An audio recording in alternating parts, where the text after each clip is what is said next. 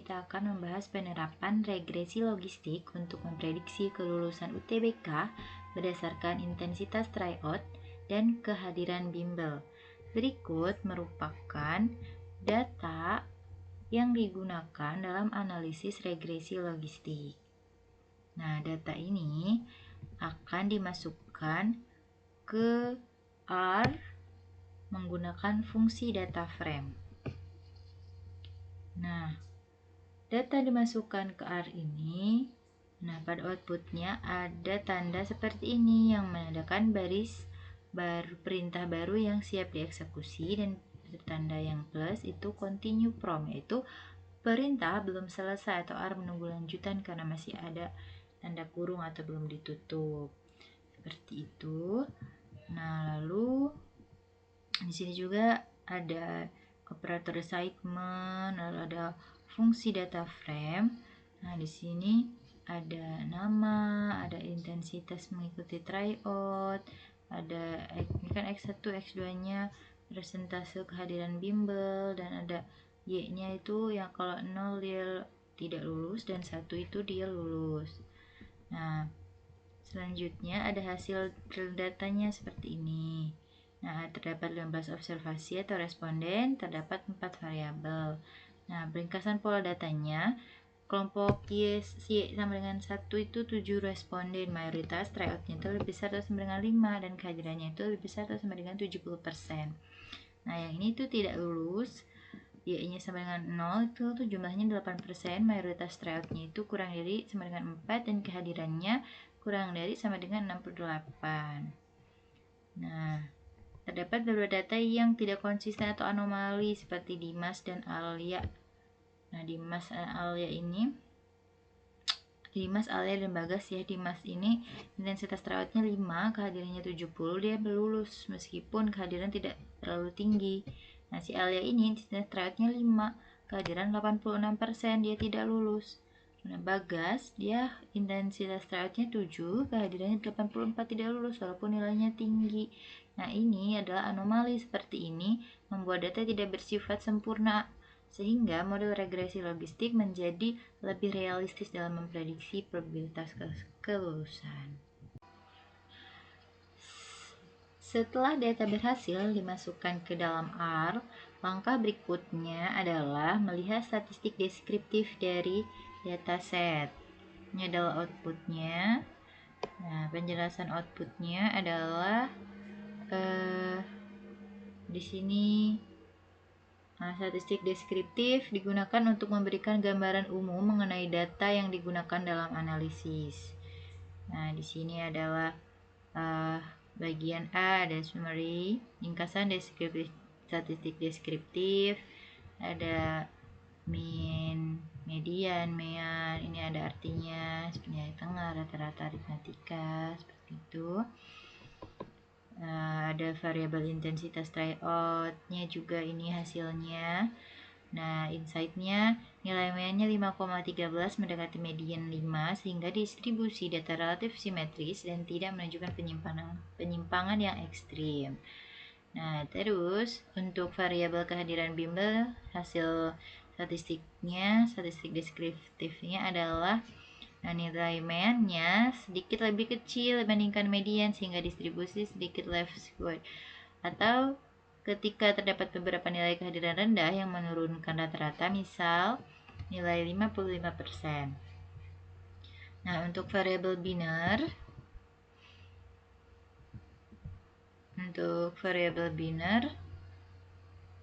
variabel lulus, nah ini, nilai mean ya proporsi kelas 1, jadi dia 0,4667 itu pesertanya lulus. Nah, ini data kelulusannya dari tabel data lulus.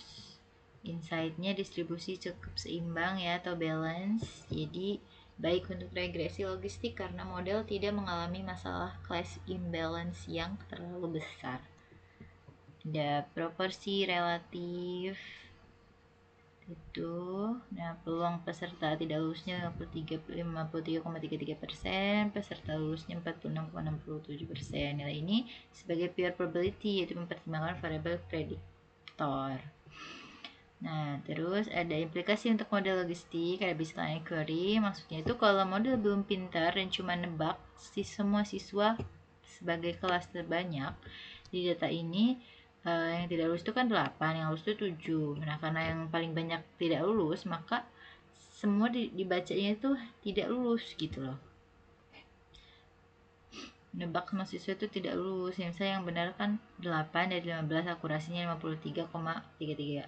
Nah, model regresi logistik ini harus punya akurasi lebih tinggi dari 53,33 supaya dianggap berguna. Kalau nanti model yang digunakan ini didapat akurasinya 68, berarti model jauh lebih baik daripada tebakan asal. Ini ada period out. Nah, ini juga peluang awal sebelum melihat variabel X. Rumusnya peluang, artinya peluang lulus 0,875 kali peluang tidak lulus. Setelah variabel intensitas tryout dan kehadiran dimasukkan ke model, nilai odds-nya akan berubah sesuai koefisien regresi logistik. Nah, terus ada 0. Nah, ini kemungkinan jadi si model ini ukuran seberapa bagus model kosong itu model tanpa prediktor. Jadi model cuma tahu kemungkinan lulus sekitar 47%, belum tentu tryout dan kehadiran, belum tahu tryout dan kehadirannya. Nah, nilai ini sebagai pembanding untuk LR test dan MCV dan R kuadrat. Semakin besar peningkatan model dibanding nol model, semakin baik kemampuan model dalam memprediksi data.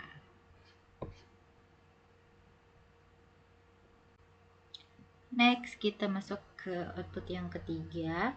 Nah, setelah melihat statistik deskriptif, langkah berikutnya adalah membentuk model regresi logistik menggunakan fungsi GLM. Nah, ini adalah outputnya. Nah, di sini penjelasan dari output atau estimasi model GLM. Nah, pada bagian ini model digunakan untuk memprediksi probabilitas kelulusan berdasarkan dua variabel prediktor, yaitu intensitas tryout dan kehadiran bimbel. Nah, pada bagian family binomial menunjukkan bahwa model yang digunakan adalah regresi logistik karena variabel respon berbentuk biner, yaitu lulus dan tidak lulus. Lulus dan tidak lulus. Lalu pada output bagian sel seperti yang blok 1, blok 2 seperti ini, dia terlihat formula model yaitu lulus, intensitas tryout plus kehadiran. Artinya variabel kelulusan diprediksi menggunakan variabel intensitas tryout dan kehadiran. Nah, ini ada deviance. Lalu blok 4, mengapa variabel tampak tidak signifikan, sampel sangat kecil sehingga dan standarisasi error, dan Z mengecil dan P membesar. Terus ada multikolonialitas, ada tanda negatif kontraintuitif. Nah, ini adalah ringkasan untuk laporannya dari aspek nilai dan kesimpulan. Nah, pada output keempat ini kita masuk ke interpretasi koefisien regresi logistik dan odds ratio. Nah, pada blok pertama terdapat nilai koefisien atau beda dari model regresi logistik. Nilai intensif sebesar minus 4,36. Ini menunjukkan long odds dasar saat semua variabel bernilai 0. Kemudian koefisien intensitas tryout bernilai positif yaitu 1,72. Dia artinya semakin sering siswa mengikuti tryout, maka peluang kelulusan UTBK cenderung meningkat. Sedangkan variabel kehadiran memiliki koefisien negatif kecil, yaitu minus 0,06. Ini menunjukkan pengaruh kehadiran pada data ini relatif kecil dan cenderung menurunkan log odds meskipun belum tentu signifikan. Nah, selanjutnya pada blok yang kedua, Pada blok yang kedua, koefisien diubah menjadi odds ratio menggunakan fungsi X agar lebih mudah dipahami. Nah, odds ratio intense tryout sebesar 5,606, berarti setiap kenaikan satu tingkat intensitas tryout dapat meningkatkan odds kelulusan sekitar 5,6 kali lipat. Nah, sementara itu odds ratio kehadiran sebesar 0,94 menunjukkan bahwa setiap kenaikan 1% kehadiran membuat odds dikali 0,94 atau sedikit menurun. Nah, cara membaca odds ratio cukup sederhana. Jika OR lebih dari 1 berarti peluang meningkat, jika sama dengan 1 berarti tidak berpengaruh, jika kurang dari 1 berarti peluang menurun. Nah, selanjutnya pada blok 3 ini, pada blok 3 ini ditampilkan confidence interval atau interval kepercayaan yaitu 95% untuk odds ratio. Bagian ini digunakan untuk melihat apakah suatu variabel signifikan atau tidak. Jika interval tidak melewati angka 1, jika intervalnya ini tidak melewati angka 1, maka variabel dianggap signifikan terhadap model.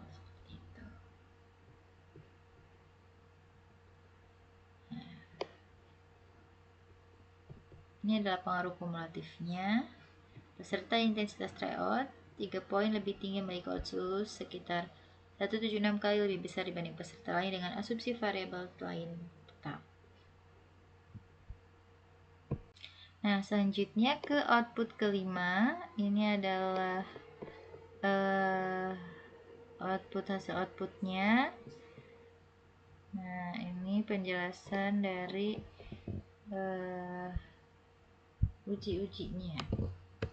Nah, pada output bagian kelima ini dilakukan uji signifikansi model menggunakan likelihood ratio test. Nah, tujuan ini adalah membandingkan model tanpa prediktor dengan model yang menggunakan variabel intensitas tryout dan kehadiran. Nah, di sini hasil menunjukkan p-value sebesar 0,006 0,063 yang lebih kecil dari 0,01, artinya model regresi logistik yang dibuat signifikan dan lebih baik dibandingkan model tanpa prediktor. Nah, di sini ada residual deviance juga turun dari 20,728 ke 10,601, menandakan bahwa model semakin cocok dengan data. Selain menggunakan ANOVA ya, kita bisa menggunakan yang manual. Kita juga menggunakan verifikasi secara manual menggunakan log likelihood dan hasilnya pun tetap sama. Yang manual dan hasilnya itu tetap sama.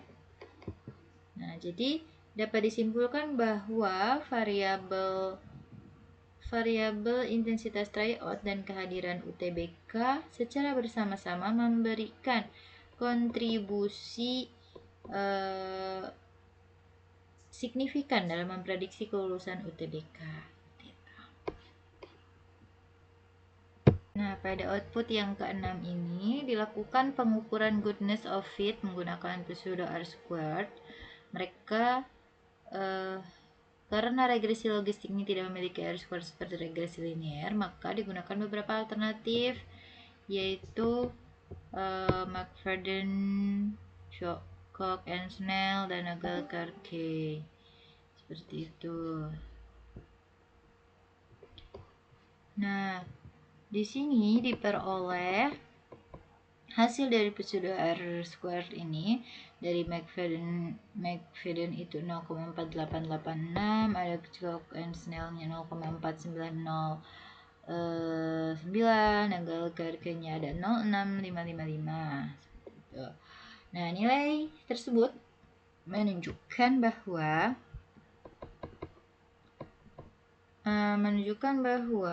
model memiliki kemampuan yang cukup baik dalam menjelaskan variasi data kelulusan.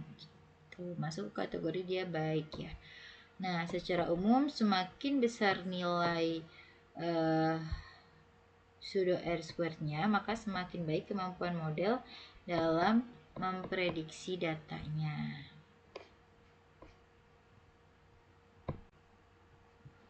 Pada output bagian ketujuh ini, ya, model yang digunakan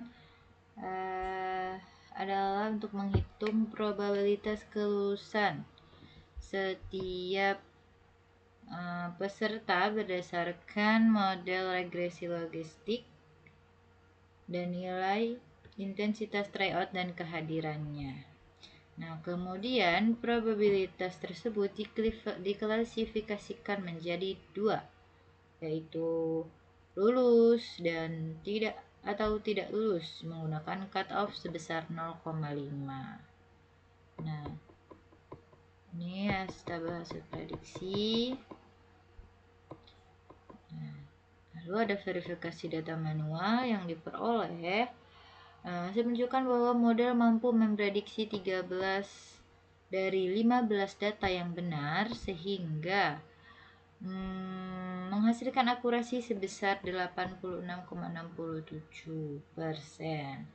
Nah, terlihat bahwa peserta dengan intensitas tryout tinggi umumnya memiliki probabilitas lulus yang lebih besar.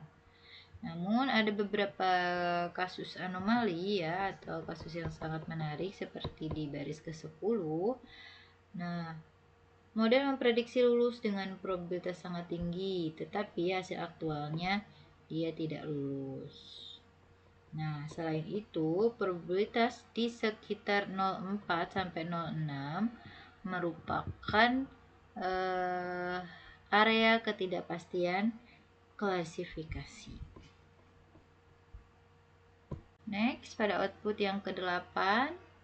Nah, di sini dilakukan evaluasi performa model menggunakan conversion metric dan beberapa metrik klasifikasi. Nah, hasil conversion metric menunjukkan bahwa model ini berhasil memprediksi 13 dari 15 data dengan benar.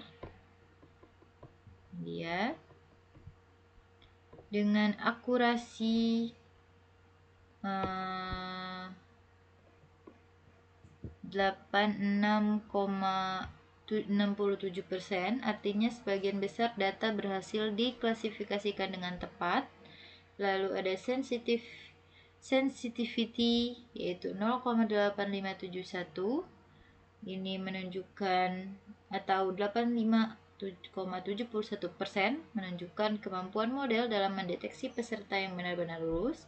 Sedangkan specificity dia 87,50% menunjukkan kemampuan model dalam mengenali peserta yang tidak lulus.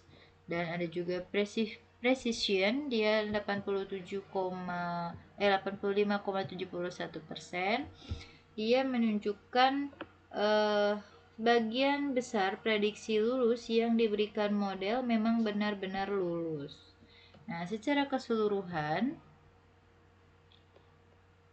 hasil ini menunjukkan bahwa model regresi logistik memiliki performa klasifikasi yang cukup baik dan seimbang dalam membedakan peserta lulus dan tidak lulus. Seperti itu. Nah, di sini juga namun masih terdapat dua kesalahan klasifikasi pada model. Ada kesalahan pertama yaitu kesalahan false positif, yaitu peserta yang sebenarnya tidak lulus tetapi diprediksi lulus oleh model.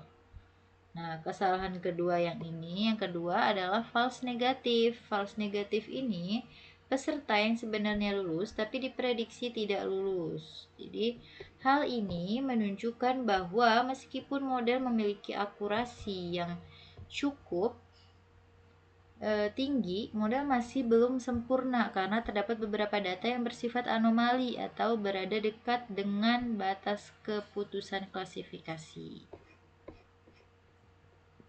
Oke, next. Pada output bagian 9 dilakukan uji Homer-Lemaitre atau goodness of fit. Nah, ini juga bertujuan untuk melihat apakah probabilitas prediksi dari model regresi logistik sudah sesuai dengan data observasi sebenarnya. Nah, pada R, pengujian dilakukan menggunakan fungsi Hauscliffe test ini dengan jumlah grup probabilitas probabilitasnya itu G atau G sebesar 5 karena jumlah sampel hanya 15 data. Nah, hasil output menunjukkan C-square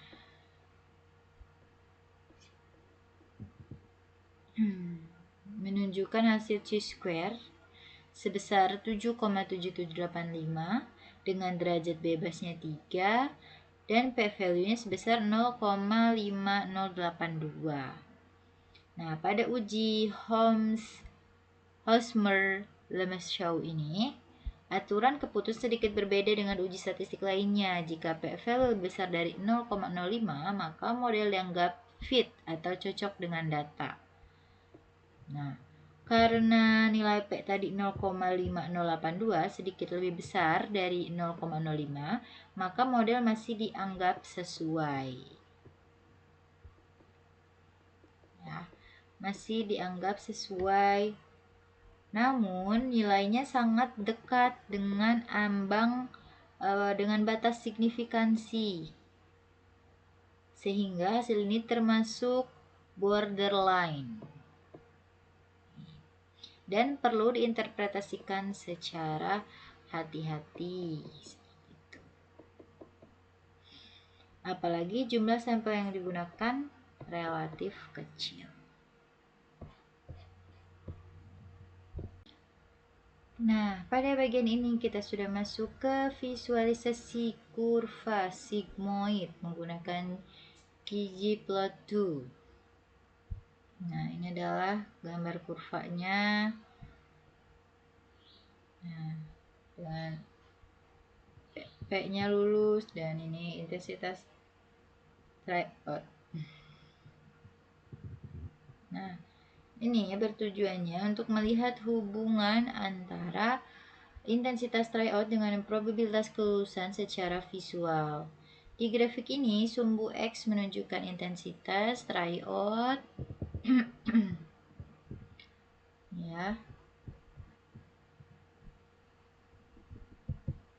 Ini sumbu X menunjukkan intensitas tryout dan sumbu Y menunjukkan probabilitas lulus atau p-hat. Nah, titik-titik grafik merupakan data peserta. Ini titik-titik grafik merupakan data peserta. Peserta yang tidak lulus ditampilkan sebagai kelas 0, sedangkan peserta yang lulus ditampilkan sebagai kelas 1. Jadi, garis biru membentuk kurva sigmoid khas regresi logistik menunjukkan semakin tinggi intensitas tryout, maka probabilitas lulus cenderung meningkat. Nah, di sini terlihat juga garis merah putus-putus. Nah, ada titik outlier yang menonjol atau titik garis merah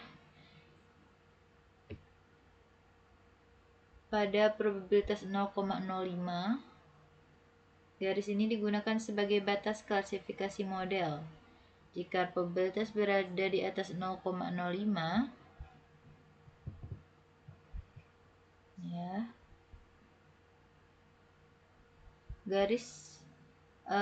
maka peserta diprediksi lulus. Nah, jika di bawah 0,05 diprediksi tidak lulus. Nah, pada grafik terlihat bahwa peserta dengan intensitas tryout rendah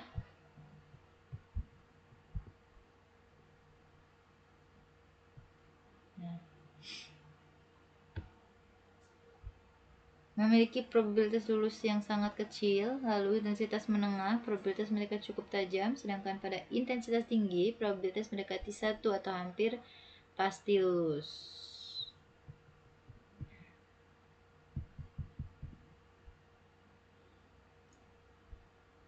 Mayoritas titik lulus berada di garis 0,05 dan tidak lulus berada di bawah garis tersebut. Ya.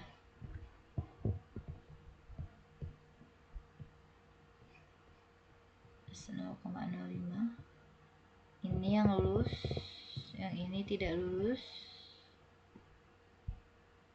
Namun masih terdapat beberapa titik outliner atau salah klasifikasi, contohnya ada peserta dalam probabilitas tinggi tetapi aktualnya tidak lulus. Ini menunjukkan bahwa selain intensitas tryout masih ada faktor lain yang mempengaruhi hasil UTBK.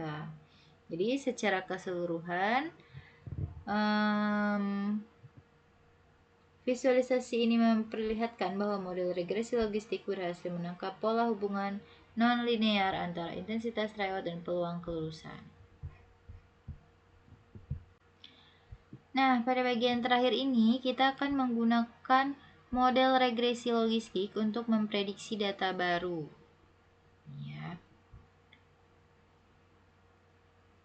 Nah, artinya model yang sebelumnya sudah dibuat akan digunakan untuk memperkirakan peluang kelulusan peserta baru berdasarkan intensitas tryout dan kehadiran bimbelnya. Nah, pada hasil prediksi terdapat 3 mahasiswa baru. Nah, mahasiswa pertama memiliki intensitas tryout 3 dan kehadiran 70%. Model menghasilkan probabilitas kelulusan sebesar 0,297 atau sekitar 2,97%. Karena nilainya berada di bawah 0,05, maka diprediksi tidak lulus. Nah, untuk mahasiswa yang kedua, dia intensitas tryout-nya 5 dengan kehadiran 80. Lalu probabilitas kelulusannya sebesar 0,3424, sekitar 34,24%. Meskipun lebih tinggi dibanding data pertama, nilainya masih di bawah batas klasifikasi yaitu 0,05, sehingga tetap diprediksi tidak lulus. Nah, pada mahasiswa yang ketiga ini memiliki intensitas tryout 6 dengan kehadiran 90%. Nah, di sini probabilitas kelulusan sebesar 0,6123 atau sekitar 61,23%. Nah, karena nilainya sudah melewati 0,05, maka diprediksi lulus. Nah, dari ketiga data itu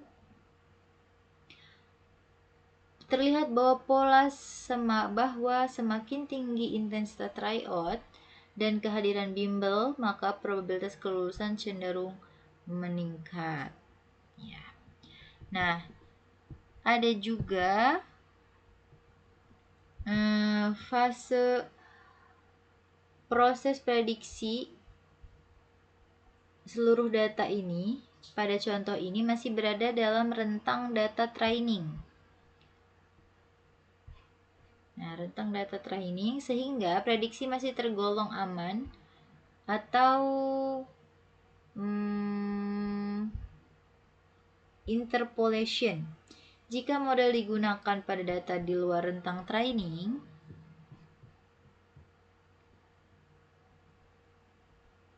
maka hasil prediksi bisa menjadi kurang reliable atau disebut ekstrapolasi.